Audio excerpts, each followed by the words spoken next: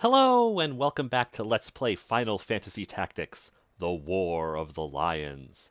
In our last episode, we began to explore the history of the Lion War and the career of the hero, Delita.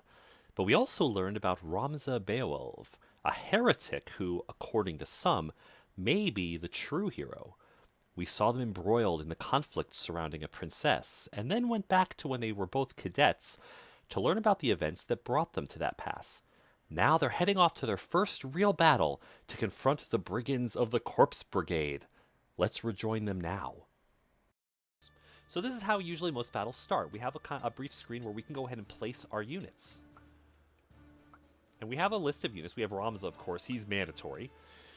We have a couple squires and a couple chemists that we can play with. Now squires, as you saw, they have abilities where they can throw stones. They're kind of the basic warrior class. And once they gain enough levels, they can then progress to knights and other warrior martial classes. Chemists, on the other hand, have the ability to use potions and other items of that sort. Potions, phoenix downs, antidotes. Not only that, they can throw those items. They have an ability to throw items. So they can hurl a potion at someone from across the battlefield and heal them. And they eventually, upon gaining a high enough job level, can promote up to different magic type levels like mages. Black mage, which uses offensive spells, white mages, which use healing spells, and all different things like that. So it's good to have a good mix of types of things, and we want to check, most of these are pretty much the same sort of characters. There isn't really matter which one. So towards the front, I'm going to go ahead and put at least one squire. I want to have at least one good chemist. Let's bring Christian over here. And let's bring another squire. Bring Jennifer. And we don't really need more than one chemist, honestly, so let's just bring another squire. And that's it. Let's go ahead and start our battle, and we'll commence. After you've picked your squad, the battle starts. Here we are in Gariland. Now, Delita will be with us in this battle. He's a guest character. We didn't have to place him on the battle because he's here automatically. And as a guest character, we won't be able to control him. We can control everybody else, though. What have we here? We moppets, is it? Our luck's went and turned for the better. Alright, lads, cut through these ones, and we're good as fled. We'll make quick work of them, and don't be leaving no squealers behind neither. Our objective? Defeat all enemies. That's usually going to be your objective. Occasionally there's a slightly different objective, like defeat a very specific person or protect a certain other character. Delita rushes forward because that's what Delita does. And one of the enemy squires rushes forward and attacks him.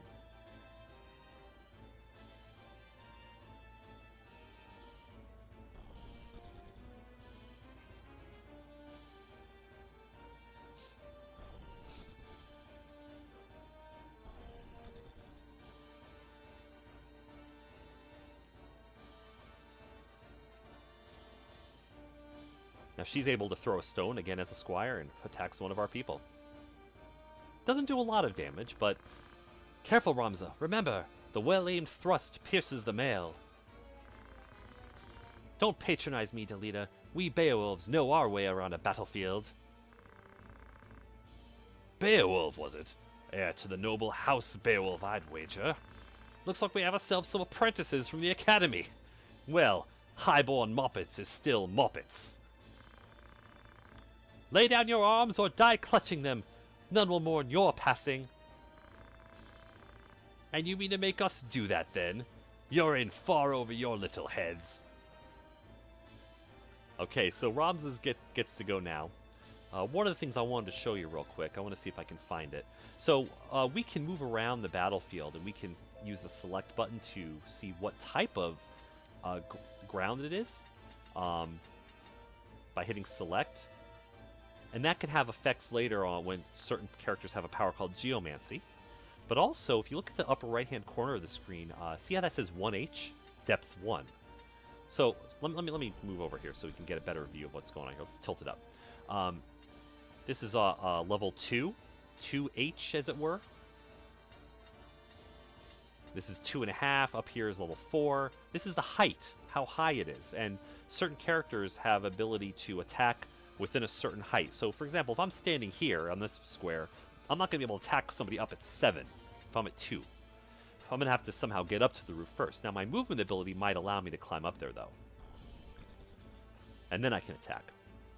Likewise, if I'm down here at a depth, that I'm much lower. And if I'm in the water, that might affect my movement speed if the depth is more than 1.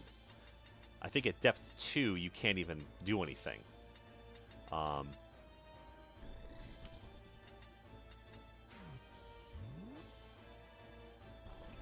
me just get back to here.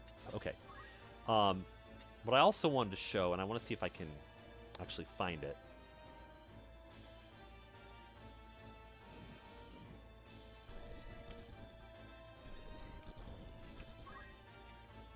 There we go. There's a turn list that shows us who's going to go when. So Ramza goes, then these other characters in our party, followed by these enemy characters, and we can see who goes when. And because of that, we can go ahead and plan ahead.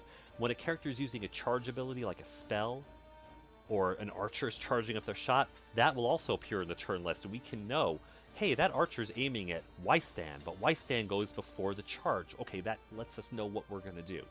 It helps you plan ahead. The unit list also lets us see who all there is on the battlefield, what their abilities are and such, both friend and foe. Within reason, we obviously can't tell everything about enemies. And under options, we can obviously change certain things. That's not important right now. Alright, anyway, back to the battle. Let's see what Ramza can do. He could move... He can move right in here and get a good hit off on this guy. So let's go ahead and rush forward. You don't always want to do that. It can help sometimes to hang back and let the enemy come to you. You don't want to let yourself get exposed. But Delita's got our back. He's going to move before the enemy does, so... Let's go ahead and take a nice hit here.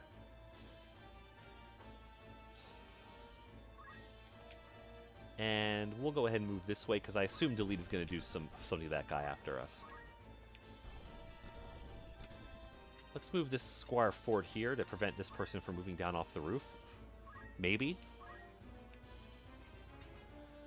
Now, most Squires have a slightly different version of the Squire ability. They don't have metal, they have fundaments.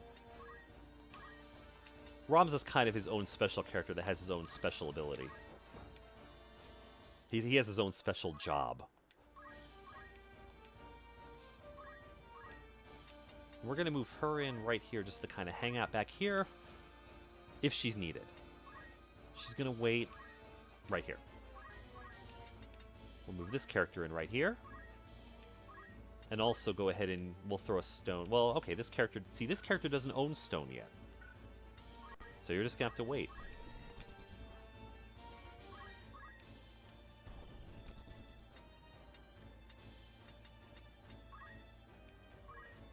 We'll just keep moving our squires forward. And she also doesn't have stone. I haven't had a chance to show you just yet. Now that character is now wounded. They're in a crouching position. Now I'm going to show you the behavior of most enemies changes when that happens when they're critical. They'll start to run. They'll try to run away now. Now he's going to throw a potion down to help his friend, and that was a good move.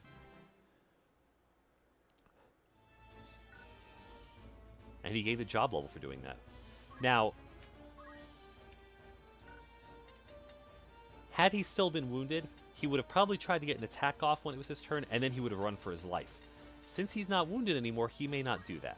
Let's see what happens, though. Let's move her. I'm worried now that she's going to get attacked, so I'm going to move her over here.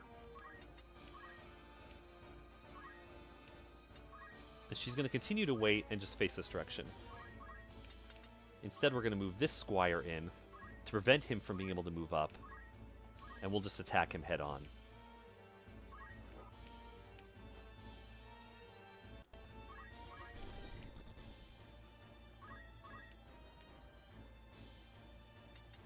I'm going to move this chemist in here to prevent that other squire from getting off the roof. Now it's his turn to move finally. He's going to go ahead and attack our guy. Instead of attacking Ramza, which is strange, and he'll move back because he's just blocking the way now.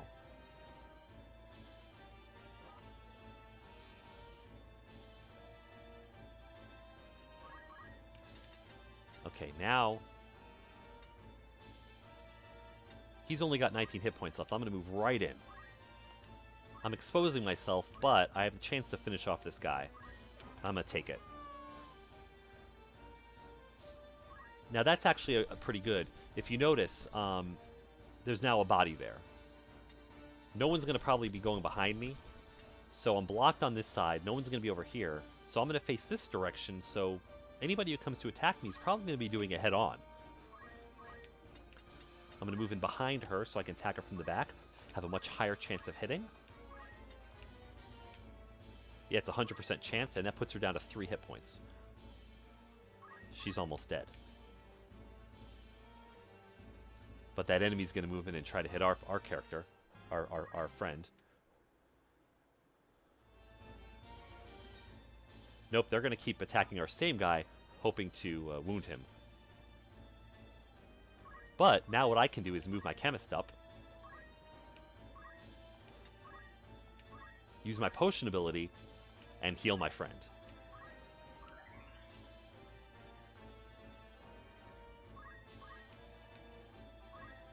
And now my other squire can move up to the roof and finish her off. And now she can face in this direction, and this blocks the roof from that other squire. Now Delita,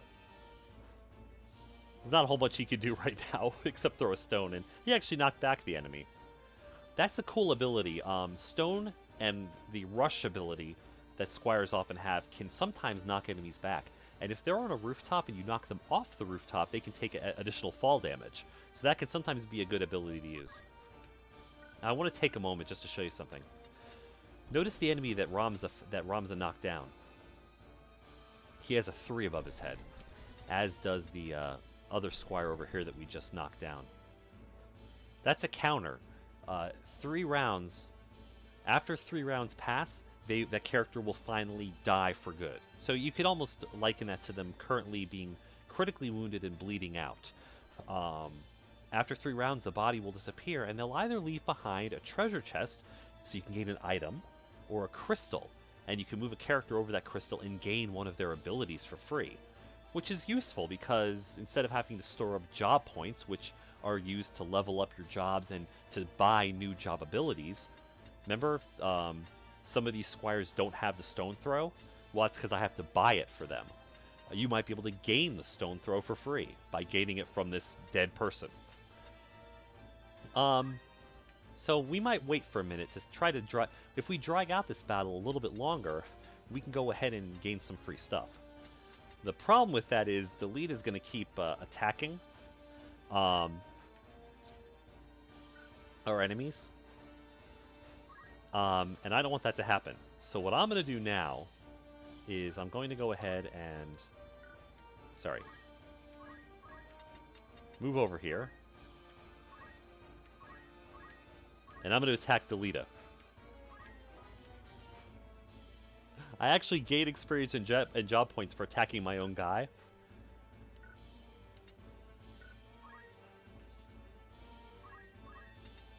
And Ramza is going to continue fighting the enemy squires. This is to keep Delita from finishing off the last enemies and ending the battle.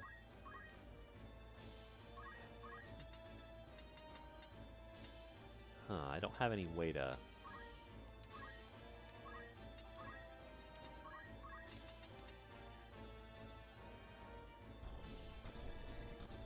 I'm not able to actually do anything.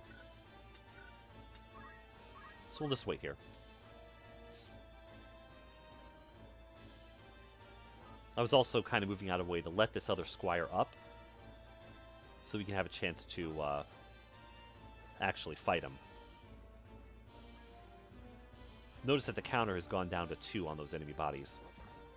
The Squire's going to try to... That Chemist is trying to attack me, but Chemists are not really warrior classes, and it only did 3 damage.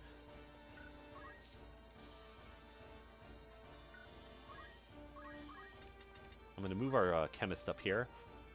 I'm going to see if I can go ahead and throw the potion far enough to heal our friend. It's hard to actually see. No, I actually can't this turn. So I'm going to have her wait. By holding her movement, by holding her action, she'll get to go a little bit faster than other people.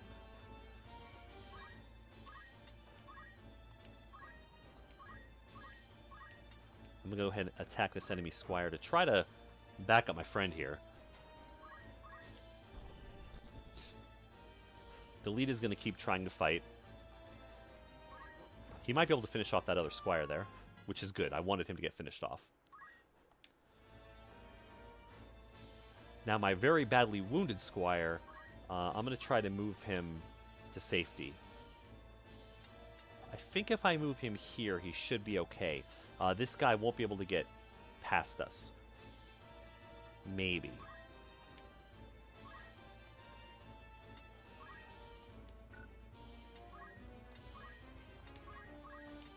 But I can go ahead and throw a stone and do a little bit more damage to this guy.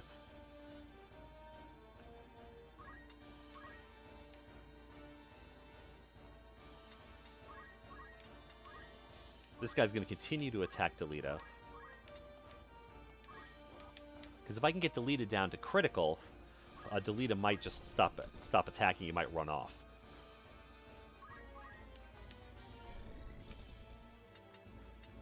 I'm going to start moving Ramza up so he can help out.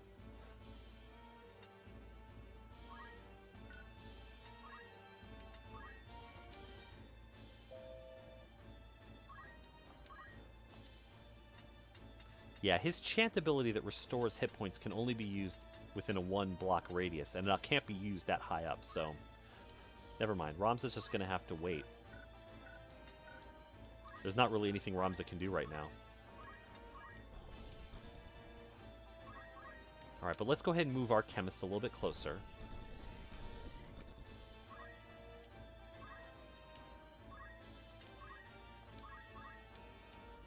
And again, we're not quite close enough that we can use our potion.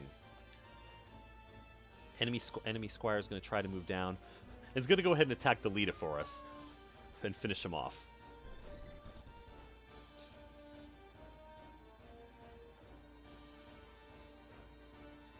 Alright.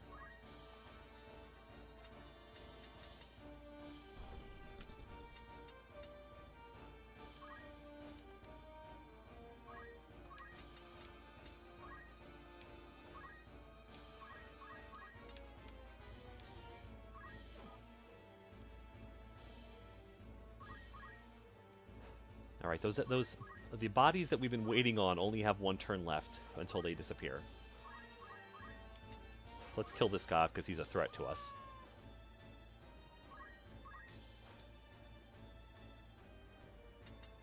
Alright, and this character will just wait. We're going to just have all our characters wait. We'll let the enemy Chemist come to us.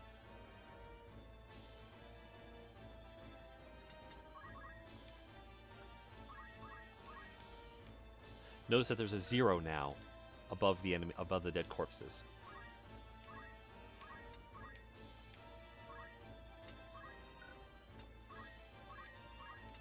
Let's see how much damage we can do to this guy.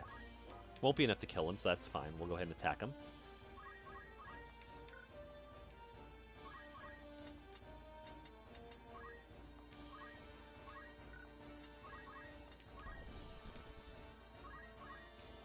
I want to go ahead and move Ramza up a little bit more, right to about here.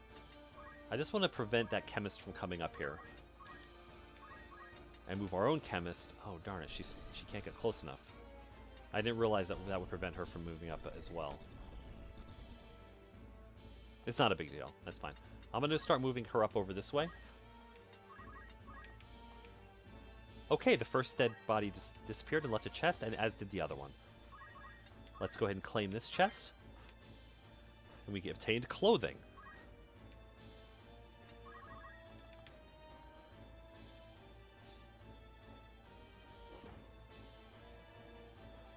Notice chemists just don't do that much damage.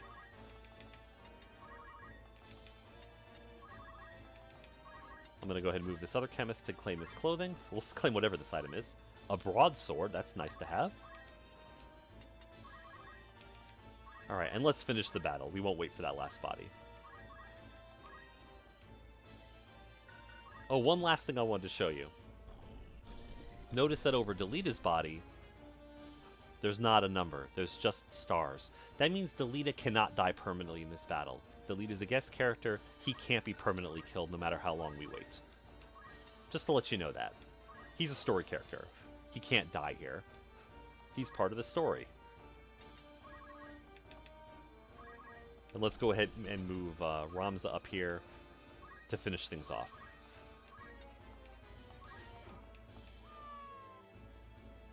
Alright, so we were victorious.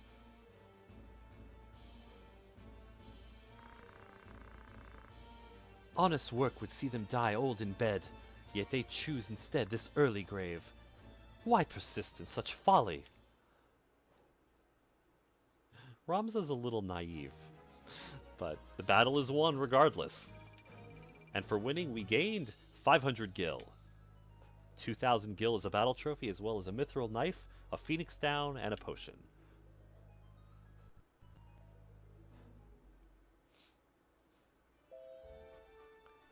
Alright, so that's the first battle of Final Fantasy Tactics. This is our map screen. I just want to give you in the first place, and it's giving us an idea of where we can go. Now before we get started, there's a couple of things I want to show you. That's kind of a last thing for today. So, we're not going to move just yet. I want to show you our party roster. We're going to be spending a lot of time on this screen. This is all the people that we currently have in our party. Ramza, all the different squires and chemists that we saw, and Delita. Let's go ahead and select Ramza so I can show you some stuff here. He's equipped with a broadsword, a leather cap, clothing, battle boots, and he has, as I mentioned before, the metal ability. As opposed to other squires who have the fundaments ability.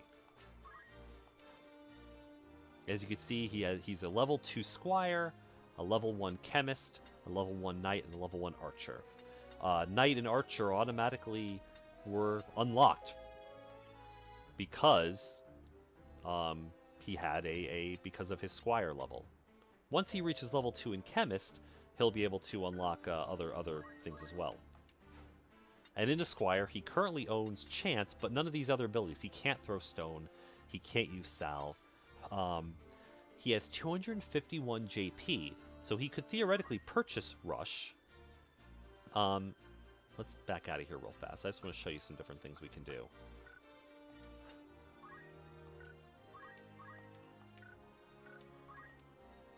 Okay, so we can change out our equipment. And you can see the broadsword and the mithril knight is a little bit worse. Sorry, the dagger is worse. The mithril knife doesn't really make any difference from the broadsword that we own. Leather cap's really the only thing that's there. Clothing. We don't have much in the way of items right now. He could equip a mithril knife in his left hand.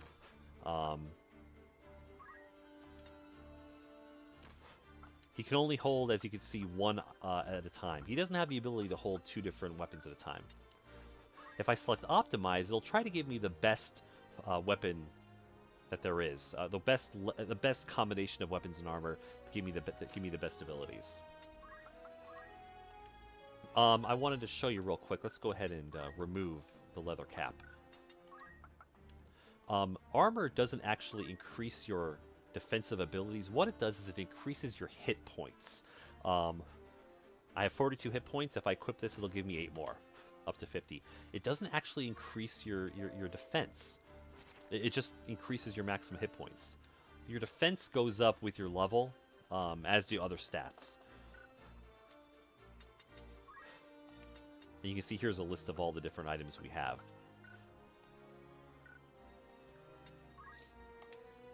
In our abilities, this is where we can see what we have based on our jobs. Currently we have metal. That's by default because we are a squire. A secondary ability we could equip, though, we could equip items because we also know level 1 chemist, level 1 Knight lets us know arts of war, and level 1 Archer lets us gain the aim abilities.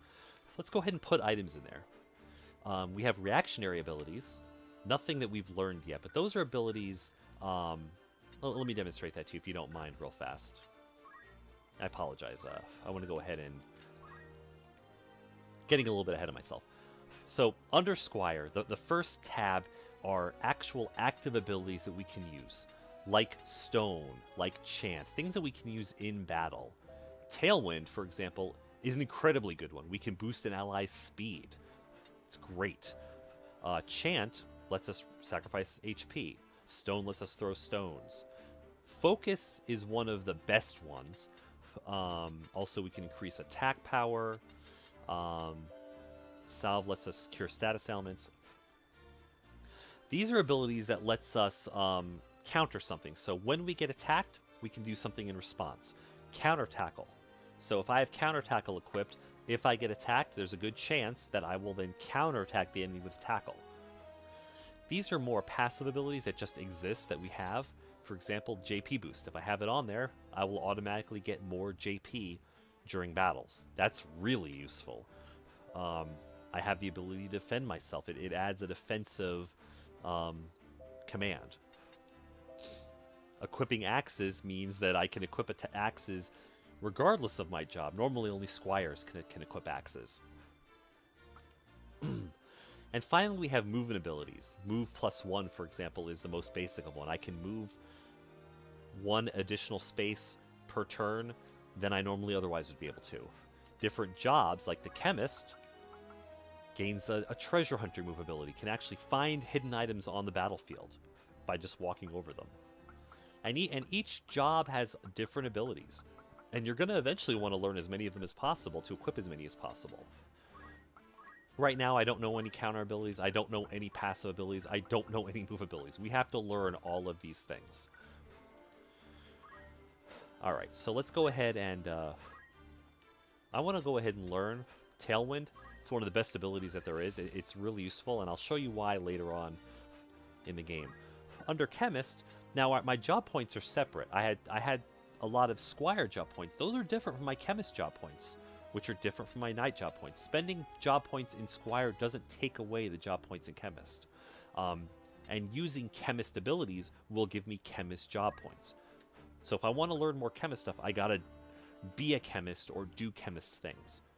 Well, knowing Potion is really useful. I want him to know how to use a Potion, and I want him to know how to use a Phoenix Down. Those are really useful. Throw item is really good, but I don't know that just yet. I don't have enough points for that. That's good for now. I don't have enough points to do anything else anyway. We'll hold off on everything else. And under Squire, I don't have enough points to really do anything else. I don't need to learn Defend. And that's it for now. Let's go ahead and really quickly go through my other characters just to see what they have.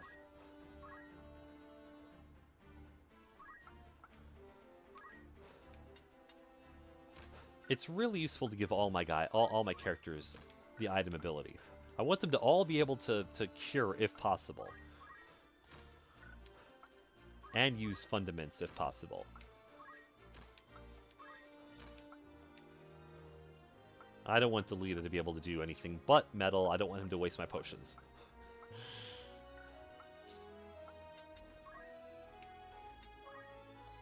I want to make sure all of my characters know at least potion.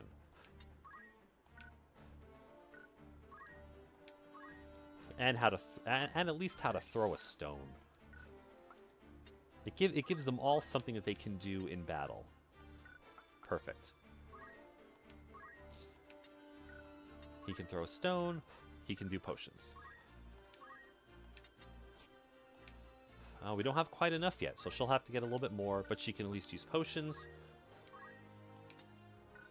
Doesn't have enough points to throw stones, but she can do potions. Doesn't have quite enough points for stones, but can use potions. And that's it. Okay, so all my characters are pretty well where I want them to be. The last thing I want to show you on the screen real quick before we quit for the day is the jobs. Now, because I can go ahead and become a chemist and focus on items, that'll automatically give me the ability to throw items. And I can still use fundaments as a secondary ability, but I won't have the native Squire abilities like using axes by default. I could also become a knight and use knight abilities, which we'll talk more about later, or an archer. But we're going to hold off on all of that for right now, and we'll eventually learn all these different types of jobs. If I become a knight and level up in knight, I could eventually gain even more jobs. And same thing, if I level up in chemist, I could start unlocking magic abilities. And we'll get into all of that later. For now, let's leave Ramza as a squire. We'll leave everybody as what they are, because these are good starting classes. We don't want to jump ahead before really getting strong in the fundamentals. We want to get a good foundation for our characters before we move forward. Alright, last thing before we move on to these other cities, like the plain, and eventually get to our destination of Yegros Castle, is let's look at the city. In the city, we can go to an outfitter, where we can go ahead and buy items, and we'll do that when we start our game next time. But here's where we buy new armor, new weapons, level up our weapons and armor, and get items if we need them, like new potions and such. There's also a tavern, where we can listen to some rumors. Like, let's talk about the Corpse Brigade. Brigandry is on the rise across the land, and Gariland has by no means been spared. Wains are struck and pillaged, high-ranking officials taken at sword point. Most of the incidents of this past 6 months are believed to be the work of a company of felons and former sellswords known as the Corpse Brigade. It's oft said that the only good brigand is a dead brigand, and the Order of the Northern Sky would like for naught more than to see the brigade made corpses for true. But as yet, it is all the knighthood can do to keep the outlaws in check. That's interesting. What about King Ondoria III? The health of King Ondoria III has been a subject of concern since his collapse at the birthday celebration of Prince Orinus. The Board of Chamberlains has since announced that the king has regained consciousness and his fever has broken, but will yet require several weeks of quietude and bed rest in order to recover. Many speculate that it may be some months before the king resumes his official duties. However, Queen Luveria and her retainers have long been in charge of most affairs of state, and thus few problems are anticipated during the king's absence. Well, that's interesting. The king doesn't seem to really be in charge of things around here. The queen seems to be the real power behind the throne. What about the 50 Years' War? The half-century of conflict between Ivalice and Ordalia is today known as the 50 Years' War. The beginning of the 50 Years' War can be traced to the death of Ordalia's King Devane III and his failure to name a successor. His cousin, Varroy VI, was next in line for the throne. However, King Denabda II of Ivalice, the uncle of Devane III, proclaimed himself the rightful heir and declared war on Ordalia. However, this was merely the pretense to justify the invasion of the neighboring Ordalian province of Zelmonia. Once an independent state, it had been annexed by Ordalia nearly a century prior. Ivalice had since been aiding the province in an effort to weaken Ordalia, an effort that ultimately failed. Tired of Ordalian rule, the Zelmonian leadership and nobility secretly petitioned Ivalice to take a more direct hand in their liberation. After a victory in Zelmonia, the Ivalician armies marched on the Ordalian capital of Virna. As fate would have it, Denabda II succumbed to fatal illness on the road. So Ivalice seemed to be doing well, but then their king died. The momentary confusion among Ivalice's troops gave Ordalia the opportunity it needed to regroup, and Varroy VI succeeded in pushing the Ivalicians back as far as Zelmonia. The resulting impasse would not be broken until the Romandian army's invasion 2 years hence. Romanda, a powerful military state lying across the Rana Strait, marched on Ivalice at the behest of Varroy VI, a blood relation of the Romandan nobility. So this is all turning into a world war here now, with other powers coming in. However, Denamda II's successor, Denamda IV, was a fearless warrior, personally leading his men into battle against the combined might of Romanda and Ordalia. This, along with an outbreak of the Black Death in Romanda, forced the Romandan army to withdraw after only 3 years. Two military orders worthy of particular mention in this conflict are the Order of the Northern Sky, led by Knight Gallant Barbaneth Beowulf, that name should sound familiar, and that of the Southern Sky, led by Sidolphus Orlando, also known as the Thunder God. After countless victories at home, these two orders had been poised to advance into Ordalia. However, the protracted conflict had begun to take its toll on domestic morale. Peasant uprisings and revolts throughout Ivalice and Ordalia forced both countries to send their troops home to pacify their own citizens, resulting in another stalemate. It was denounced as the fourth sudden death by malady that broke the stalemate, although some claim he was murdered. His successor, Ondoria III, was ill-suited to the throne and left the governing of Ivalice to his queen and retainers. Without Denamda's fourth's leadership, the armies of Ivalice had little prayer of preventing Varroy IV's successor, Prince Leonard, from defeating the troops stationed in Zelmonia and advancing into Ivalice proper. Despite the valiant efforts of the northern and southern orders, Ivalice failed to repel Prince Leonard's invasion of Zeltania. Ivalice's leaders soon began looking for a peaceful alternative. In the end, both states agreed that prolonging the war would prove mutually detrimental, and a pact was signed allowing each nation to return to addressing domestic strife. An equal peace in name, it was in reality a defeat for Ivalice. So Ivalice starts this war because they want to help out this other land that kind of lies between them that had been annexed. They kind of are supporting Zeltania. And they go in there and are pretty successful, but then their king suddenly dies. So then Ordalia pushes back. But then they push back, but then a third party comes and attacks. But then the orders of the Northern and Southern Skies help push that other party back. So it's just a stalemate going back and forth and back and forth. And every time a king dies, it's like there's an advantage for the other side. Until finally Ivalice, which is our home kingdom here, its king dies, and a very weak king takes over who really isn't set to rule, and Ivalice starts getting really its ass kicked, and only the northern and southern orders are really holding things at bay. Until finally, there's a lot of civil unrest on both sides. And eventually peace is declared, but not really mutual. Ivalice lost the war. The economy of Ivalice was brought to the very brink of ruin, as it struggled to pay reparations to its former enemies, and to repay the loans taken from neighboring states to fund its war effort. Soldiers, returning from the front, found themselves without pay, and entire orders of knights were summarily discharged from service. The swelling ranks of the unemployed did little to relieve the people's distrust of the crown and the nobility. Okay, so we already had civil unrest, and now we have a bunch of knights who are just kind of dismissed from their knightly orders. Not a good situation, and that kind of might help explain why there's a group called the Corpse Brigade wandering about. Alright, there's another thing we could do called Melee, which lets us play other battles, which we're not going to be doing. That's multiplayer. We could rendezvous with another player, and we can go ahead and exit. Finally, there's a Warriors Guild where we could go ahead and recruit new soldiers if we needed to. If for some reason, remember how it's possible for characters to be lost permanently if they are dead for too many turns? If we need new characters, we can go ahead and buy them here. We can recruit new soldiers. And they'll give us like a list, and we can see if we want them. Anyway, that's all for now. We can go ahead and learn rumors, we can recruit new soldiers, and we can go ahead and equip our soldiers. And that's pretty much all there is. There's a couple other things we can do here, which we're going to get into next time, including a tutorial and a chronicle of history, in which our historian, Arislam, who we've been talking with, will give us some updates, kind of a summary of everything that's happened so far. Careful study of these works will no doubt shed light on the secrets behind the War of the Lions. But this is all for next time.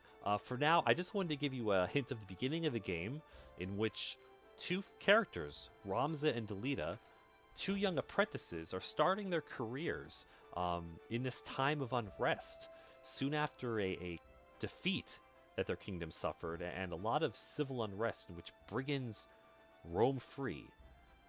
A situation which sometime later will result in them being on opposite sides of another conflict, and embroiled in a later conflict known as the Lion War. How will that happen? What's going to lead to that? Well, we won't know that until we play through more of the story, and that's what we're going to learn about next time. In our next episode, we're going to be continuing the careers of Ramza and Delita as they begin their journey towards Egros Castle. I will see you then.